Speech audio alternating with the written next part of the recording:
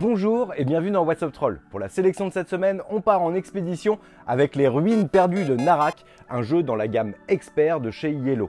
C'est un jeu qui va vous mélanger deux mécaniques principales, le deck building et la pose d'ouvrier. À la tête de votre expédition, vous avez découvert une île qui n'a été cartographiée nulle part et qui abriterait peut-être les fameuses ruines du temple de Narak. Et votre but, ça va être d'explorer ces ruines et surtout de trouver tous les artefacts qui y sont cachés. Chaque joueur possède son plateau personnel qui représente son camp de base, sur lequel on va installer les ressources qu'on aura glanées tout au long de la partie, nos deux archéologues qui vont représenter un petit peu les expéditions qu'on va envoyer, ainsi que notre pioche de cartes. Le plateau central est divisé en trois zones principales qui représentent votre avancée dans la jungle.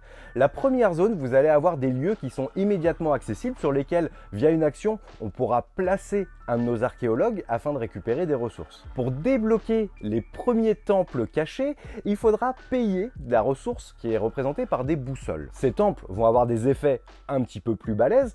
Par contre, ils sont gardés par de terribles monstres qui représentent en fait les gardiens de Narak. Parmi les ressources, il y a également l'or qui représente en fait les subventions que reçoit mon expédition tout au long de la partie.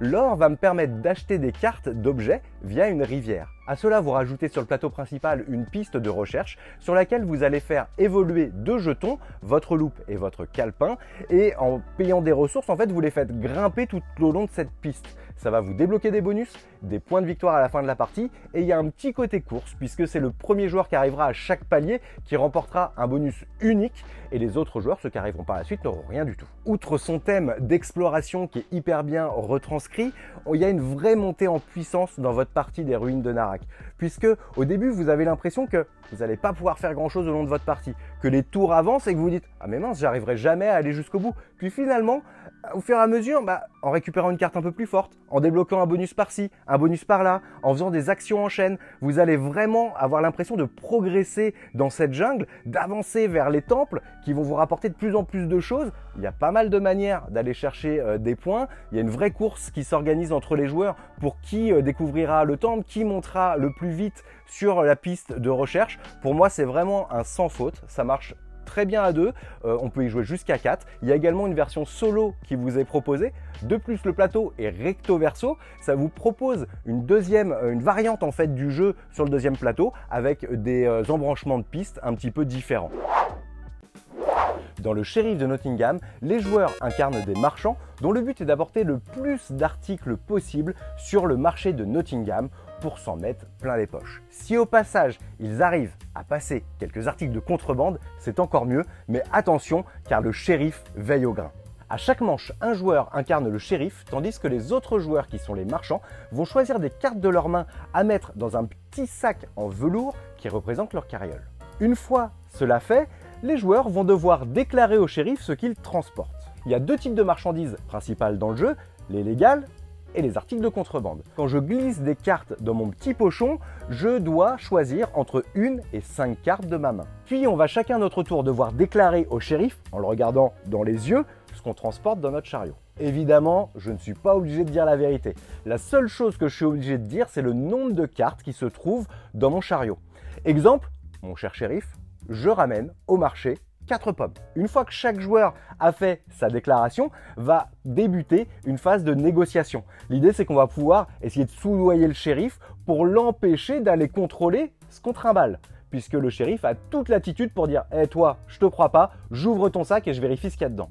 Une fois qu'un sac est ouvert, il y a deux possibilités. Soit dans le sac, il y a exactement ce que j'ai déclaré, il y a vraiment 4 pommes, et du coup, le shérif qui m'a contrôlé injustement devra me verser une compensation en monnaie sonnante et trébuchante. Par contre, si j'ai menti, eh bien, ce que je n'ai pas déclaré va être saisi, va aller à la défausse, et c'est moi qui devrais payer une amende au shérif.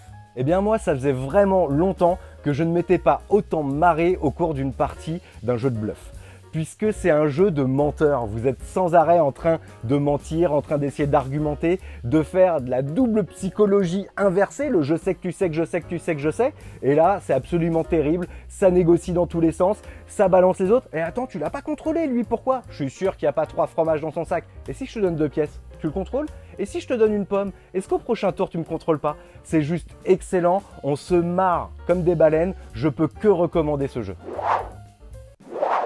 Kodachi vous embarque dans un Japon médiéval dans lequel vous allez incarner un ninja dont le but c'est de défaire le clan adverse. Le jeu marie deux mécaniques principales, le deck building et le stop ou encore. L'idée c'est qu'au début de votre tour, vous avez des cartes en main, on révèle un garde qu'il vous faudra défaire et sur ce garde il y a deux valeurs, une valeur d'attaque furtive et une valeur d'attaque brutale. Vous allez choisir au début, une fois que ce garde est révélé, comment vous souhaitez le combattre. Si vous décidez de combattre furtivement, il faudra jouer une carte d'une valeur inférieure, strictement inférieure à celle qui est indiquée. Et si vous décidez de le combattre de manière brutale, il faudra jouer une carte d'une valeur supérieure. Une fois le garde battu, vous allez avoir deux options. Soit vous vous arrêtez là, soit vous révélez le garde suivant pour le combattre. Bien sûr, il faut décider avant de révéler la carte.